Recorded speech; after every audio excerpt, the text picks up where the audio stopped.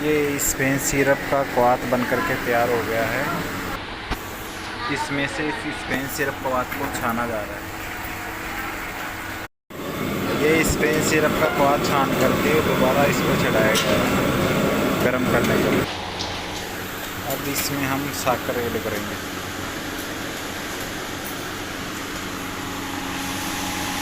शक्कर चीनी ऐड किया है इसमें 12.5 किलो चीनी। अब इसमें सोडियम बेंजोएट ऐड किया जाएगा।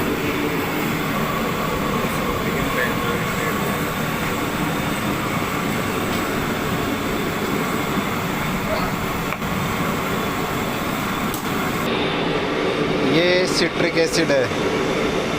सिट्रिक एसिड कितना डाला मौसी? 5 ग्राम के समथिंग सिट्रिक एसिड पाउडर डालो। ये इसको इसमें छान करके मेंथोल ऐड किया जाएगा। इसमें 40 ग्राम समथिंग मेंथोल ऐड किया जाएगा। मेंथोल ऐड करने के बाद में इसको छान करके इधर से हम 200 ml